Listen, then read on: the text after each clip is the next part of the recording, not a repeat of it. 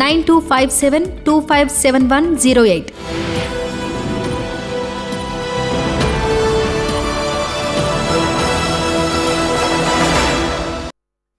Breaking news చూస్తున్నాం. బహదూర్గూడ రైతులకు అండగా బీజేపీ బీఆర్ఎస్ పార్టీలు మద్దతు తెలుపుతున్నాయి. నిన్న జరిగిన నిరసన కార్యక్రమం హింసాత్మకం కావడంతో పోలీసులు పటిష్ట బందోబస్తు ఏర్పాటు చేశారు. ఉద్దేశపూర్వకంగానే నిన్న పోలీసులపై జరిగిన దాడి అంటూ మహిళా ఎస్ఐ ఫిర్యాదుతో పోలీసులు పలువురిపై కేసులు నమోదు చేశారు. దీంతో గ్రామంలో ఉద్రిక్త పరిస్థితులు నెలకొన్నాయి. దాదాపు 30 గంటల నుండి కరెంటు లేకపోవడంతో గ్రామస్తులు ఇప్పుడు తీవ్ర ఇబ్బందులు కూడా ఎదుర్కొంటున్నారు. ప్రస్తుతం పరిస్థితిని మా బ్యూరో చీఫ్ రాజ్ కుమార్ అందిస్తారు అక్కడి నుంచి.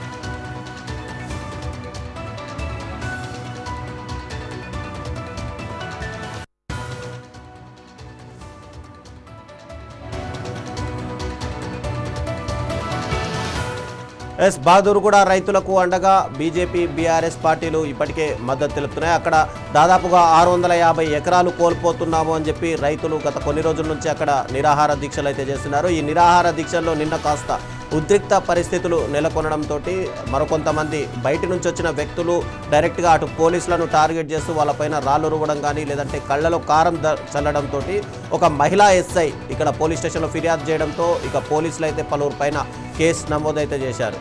అయితే కేసు నమోదు చేసిన పోలీసులు ఇప్పుడు అక్కడ పూర్తిగా పికెటింగ్ అయితే ఏర్పాటు చేశారు. దాదాపు ఆ బహదూర్గూడ ప్రాంతం మొత్తం కూడా ఒక బందోబస్తు వాతావరణంలో అయితే కనిపిస్తుంది.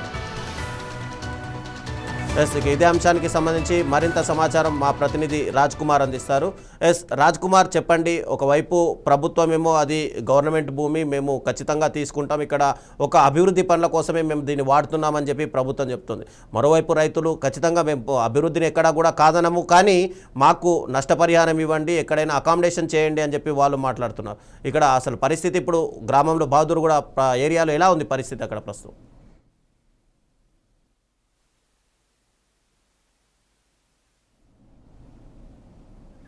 నిన్న మనమేమో ఊరి బయట ఉన్న సాగు భూములు ఏవైతే ఉన్నాయో వ్యవసాయ భూముల దగ్గర ఆందోళన చేసిన పరిస్థితులు ఇంట్లోకి కొత్త వారిని ఎవరిని రానియలేదు. బయటి వారిని కేవలం ఊరి వాళ్ళని మాత్రమే ఊర్లో ఉంచారు. ఆ ఊళ్ళో నుంచి బయటికి కానీ బయట నుంచి ఊర్లోకి రాని పరిస్థితి. దాదాపు 4:30 ఉదయం 4:30 నిన్న టెన్షన్ వాతావరణం నెలకొంది ఈ గ్రామంలో. దాదాపు 600 ఎకరాలు high speed bullet train project కోసం ఇక్కడ ఈ గ్రామం సమీపంలోని, ఈ గ్రామం పక్కనే దాదాపు 600 ఎకరాల్లో ఒక త్రిశూల్ ఆకారంలో ఒక పెద్ద ప్రాజెక్టు టెర్మినల్ లాగా, అదేవిధంగా బస్ టెర్మినల్ కూడా ఒక పెద్ద ప్రాజెక్టుకి అయితే కేంద్ర ప్రభుత్వం యొక్క ప్రాజెక్టులో భాగంగా ఇక్కడ ప్లాన్ చేయాలని చూశారు. ముందు కోకాపేటలో ప్లాన్ చేశారు, కానీ అక్కడి నుంచి మళ్ళీ ఇక్కడికి ట్రాన్స్ఫర్ అయింది. అయితే దీనికి భూములు కావాలి. ఈ భూములు సేకరించే ఈ ప్రక్రియలో భాగంగా ఇక్కడున్న ఎవరైతే రైతులు ఉన్నారో దాదాపు 70-80 అంతకంటే ఎక్కువ సంవత్సరాల నుంచి వాళ్ళు ముత్తాతల నుంచి వాళ్ళు వ్యవసాయం చేసుకుంటున్న పరిస్థితి. దాంట్లో కూరగాయలు కావచ్చు, ఆకుకూరలు కావచ్చు పండించుకునే పరిస్థితి. అకస్మాత్తుగా వచ్చి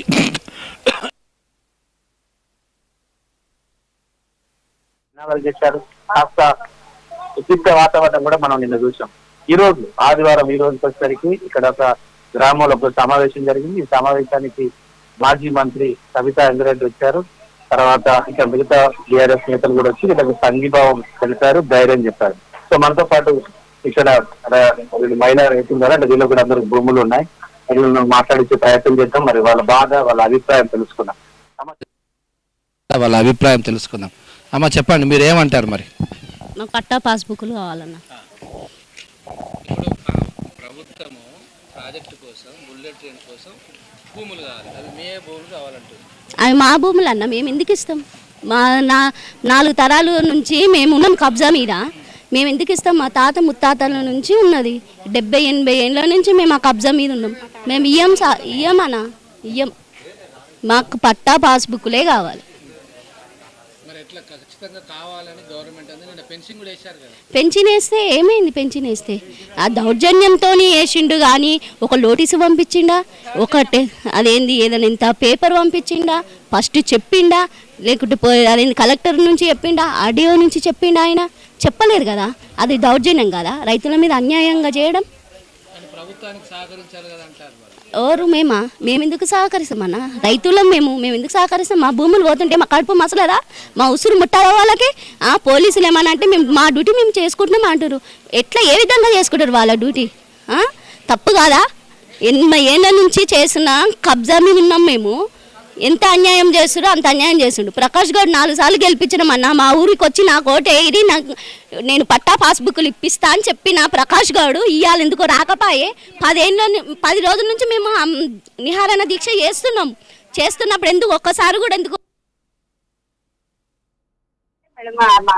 మాకు కావాలి, మాకు పట్టా పాస్బుక్లు. మా తాతల బొందలు ఉన్నాయి, మా అవ్వల బొందలు ఉన్నాయి, అలా అన్ని మా బతుకులే దాని మీద. మా పిల్లలకు చదువులే చదువులేదు, మేము వ్యవసాయం చేసుకొని కట్టున్నాం. మేము కూరగాయలు పండిస్తాం, అన్ని పండిస్తాం, పట్నం పండిస్తాం, ఇష్టము అలా పండిస్తాం. మా పిల్లలకు చదువుతాం సార్. మాకు ఫస్ట్ కాస్ట్ కానీ మా భూములు మాకు అట్లనే సార్.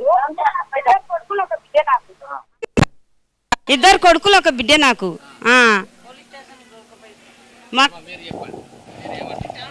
మేమేమనేది మా భూములు మాకు కావాలి.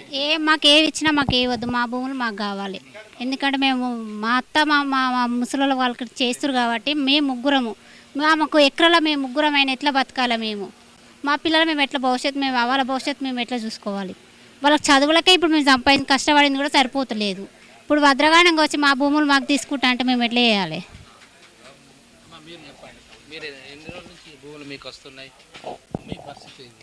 మా తాతల నాటి నుంచి వస్తున్నాయి. ఆడికెళ్ళి మా మామల తరపున మేము 3 తరాలు అయినాయి. 3 తరాల నుంచి నడుస్తూనే ఉంది మాకు. మళ్ళీ ఇప్పుడు వచ్చి మళ్ళీ మాది మా కావాలంటే అని గుంజుకుంటా అంటే మళ్ళీ మా పిల్లలు పిల్లలకు మళ్ళీ పిల్లలు పెళ్ళిళ్ళకు కూడా వచ్చిర్రు. మరి ఆయనతో భూమి గుంజుకుంటే మళ్ళీ పిల్లల పెళ్ళిళ్ళు ఏం పెట్టి చేసుకుందాం? మేము గితగిడ భూమి కూడా అమ్ముకోలే. మేము అమ్ముకుంది మళ్ళీ ఇప్పుడు మళ్ళీ వచ్చి మీరు గుంజుకుంటామంటే మరి మేమేం చేయాలి? మళ్ళీ ఓ కూలి పోయేటోళ్ళం కాదు, 4 ఓట ఇగో నడుము పెట్టుకున్నాం, ఇగో నడుము పట్టు పెట్టుకున్నాం. మేము ఇంత బాధపడుతున్నాం, కాళ్ళ నొప్పులతోటి నువ్వు వచ్చి గుంజుకుంటా అంటే మేము ఎట్లా ఉడుకుంటాం రా? అదే ఆడు ప్రకాష్ గౌడ్ వచ్చి ఓటేపించుకొని 4 ఏళ్ళు వచ్చి ఓటేపించుకొని ఏమన్నాడు? ధర్మం తిని ఏమన్నాడు? మీకు పాస్బుక్లు ఇప్పియకుంటే మీ చెప్పులు మా మెడకెయ్యాలి అన్నాడు. ఇది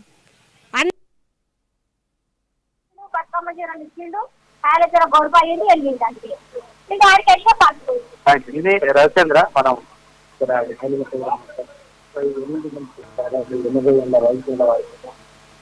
సో అందరూ బాధపడుతుంది. ఆ భూములు 80 సంవత్సరాల నుంచి మేము ఉంటున్నాం. ఒకవేళ కావాలంటే మాకు ఇన్ఫర్మేషన్ అడనగా వచ్చి కంప్లైంట్ వస్తున్నారు. సో ఇది న్యాయం కాదు. ప్రభుత్వానికి ఆ ఉసురు దాక్తుంది, పాపం. ప్రభుత్వానికి మా ఉసురు దాక్తుంది, పాపం దాక్తుంది అనేది వీళ్ళు శాపనార్థాలు పెడుతున్న పరిస్థితి. ఎందుకంటే వాళ్ళ బాధ, వాళ్ళ వేదన అది ఇంతకుముందు కొంత మాట్లాడడం హార్ట్ అటాక్ లాంటి, అంటే గుండె దడ కూడా వాళ్ళకి నిద్ర పట్టడం లేదట. రాత్రంతా మొన్న అసలు నిద్రపోలేదని కొంతమంది పెద్దవాళ్ళు ఇప్పటిదాకా మనతో మాట్లాడారు.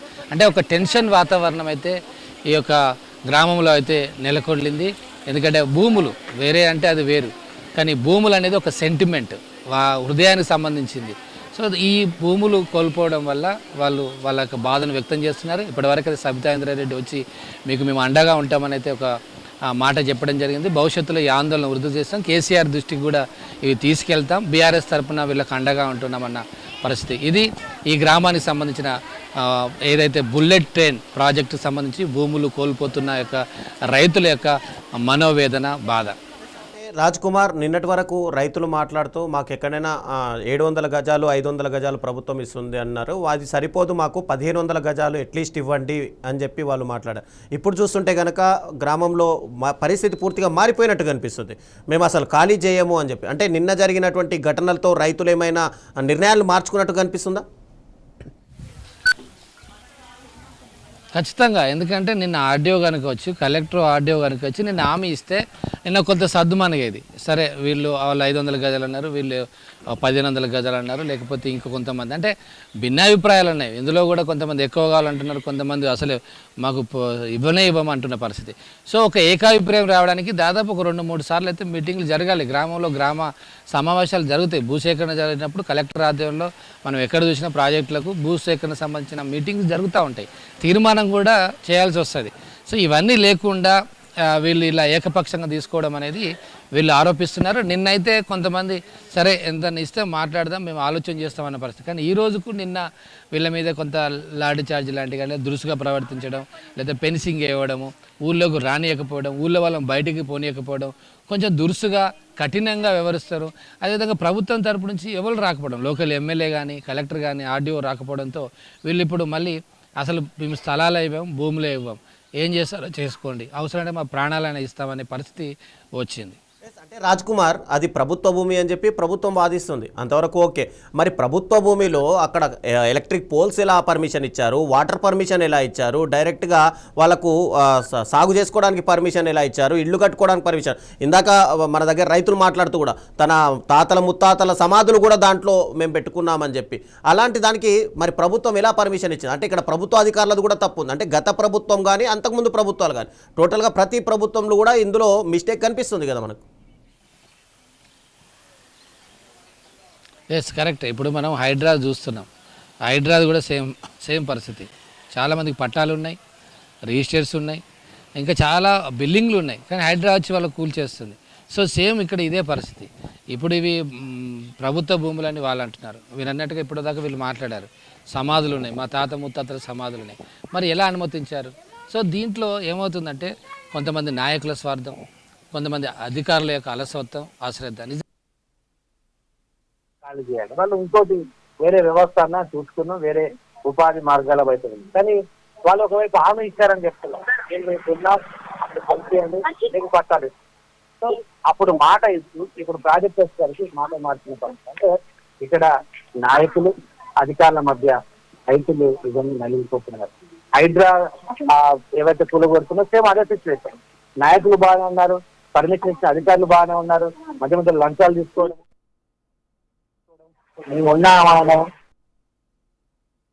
ఉన్నామనడం, కరెంట్ ఇప్పేయడము, వాటర్ ఇప్పేయడము, రోడ్లు వేపేయడం అంతా బాగానే ఉంది. చివరికి లాస్ట్ మినిట్లో ఇలా కూలగొట్టడం. సో నాయకులు, రాజకీయ నాయకులకు అదేవిధంగా అధికారులకు మధ్య ప్రజలైతే నలిగిపోతున్న పరిస్థితి మనం స్పష్టంగా చూస్తున్నాం. ఇప్పటి వరకు చాలా ప్రాజెక్టులు ఇదే జరిగింది.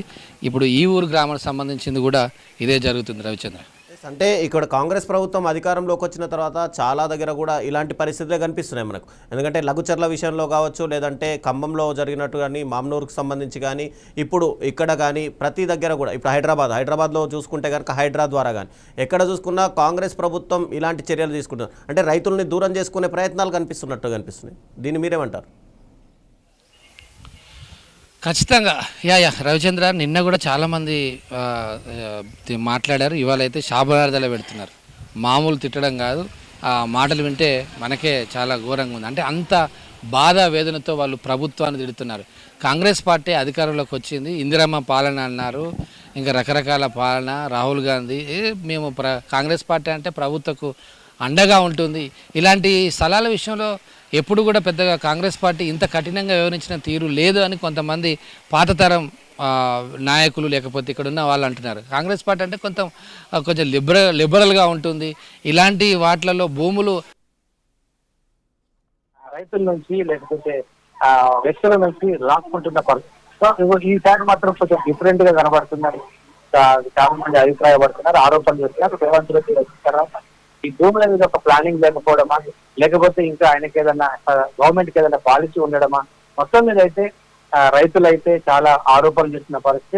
మీరు అన్నట్టుగా ఇది ఒక్కటే కాదు, ఇంతకంటే ముందున్న ఈ 2.5 సంవత్సరంలో ఏదైతే కొన్ని ప్రాజెక్టులు వచ్చాయో, ఎక్కడెక్కడైతే కూలగొట్టారో, ఎక్కడెక్కడైతే దాడులు చేశారో, అది హైడ్రా కావచ్చు, ఇప్పుడు ఈ భూములు సాగు భూములు కావచ్చు, వీటన్నిటిలో ప్రభుత్వాన్ని దోషిగా నిలబెట్టే ప్రయత్నం అయితే జరుగుతా ఉంది. ఎందుకంటే అక్కడ నుంచి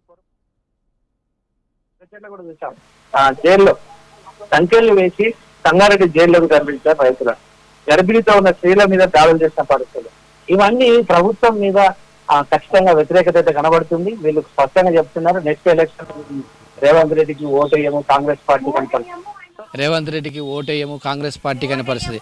సో ఊళ్ళోకి రావద్దు, ఓటేయము అంటే ఈ వ్యతిరేకత రావడానికి కారణం వీళ్ళు తీసుకుంటున్న నిర్ణయాలు. సో ప్రజలకు అనుకూలంగా నిర్ణయాలు తీసుకోవడం, లేకపోతే నిజంగా ప్రభుత్వానికి భూములు కావాలంటే వాళ్ళతో కూర్చుండబెట్టి నెగోషియబుల్ చేసి అధికారులతో మాట్లాడించి ఏదైనా ఒక అండర్స్టాండింగ్కి వస్తే మాత్రం ఖచ్చితంగా వెళ్తాయి. ఎందుకంటే ప్రాజెక్టులు అవసరమే, పారిశ్రామిక అభివృద్ధి అవసరమే, రోడ్ అండ్ డెవలప్మెంట్ అవసరమే. అదే సమయంలో అది ఎవరి కోసం ఈ రోడ్ వేసేది, ఈ బుల్లెట్ ట్రైన్ ఎవరి కోసం? ప్రజల కోసమే కదా. మరి ప్రజలకే అన్యాయం జరిగినప్పుడు ఆ ప్రాజెక్టులు ఎందుకోసమని వీళ్ళు అడుగుతున్న ప్రశ్న. అంటే అక్కడ లోకల్ ఎమ్మెల్యే చూసుకుంటే కనుక బీఆర్ఎస్ నుంచి గెలిచి బీఆర్ఎస్లో ఎన్నికల క్యాంపెయిన్ స్టార్ట్ చేసినప్పుడు కూడా మీకు ఖచ్చితంగా పట్టా బుక్కులు పాస్ పుస్తకాలు ఇప్పించే బాధ్యత నాది అని చెప్పి ప్రకాష్ గౌడ్ చెప్పినట్టుగా వాళ్ళు చెప్పారు. అయితే ఇప్పుడు కాంగ్రెస్ పార్టీలో జాయిన్ అవుతున్నప్పుడు కూడా ఆయన సేమ్ యాజ్ ఇట్ ఈస్గా నేను మీకు పట్టా పుస్తకాలు ఇప్పించడానికే కాంగ్రెస్ పార్టీలోకి వెళ్తున్నాను, ఎందుకంటే అధికారంలో ఉంది కాబట్టి. ఇప్పుడు ప్రకాష్ గౌడ్ని నిలదీసే ప్రయత్నాలు ఏమైనా చేస్తారా? వెళ్ళి కలిసే ప్రయత్నాలు ఏమైనా చేస్తారా అక్కడ గ్రామస్తులు? వీళ్ళు నెక్స్ట్ స్టెప్ అదే.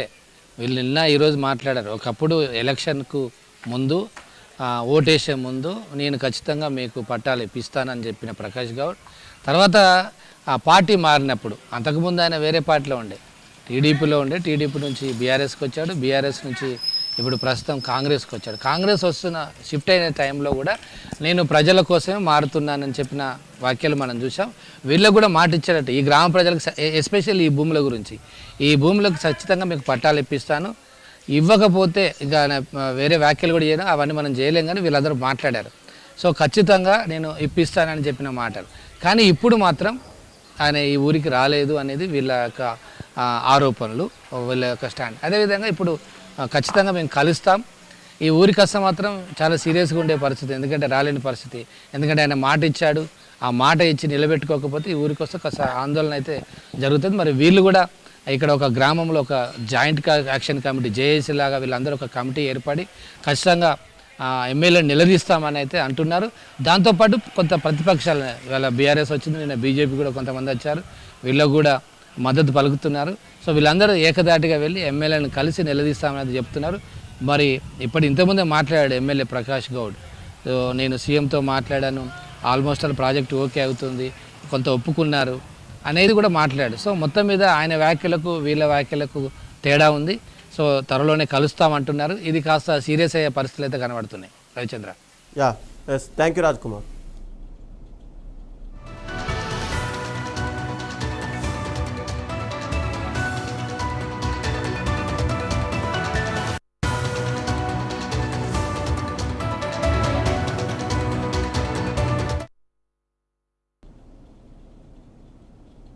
ఇవి ఇప్పటివరకు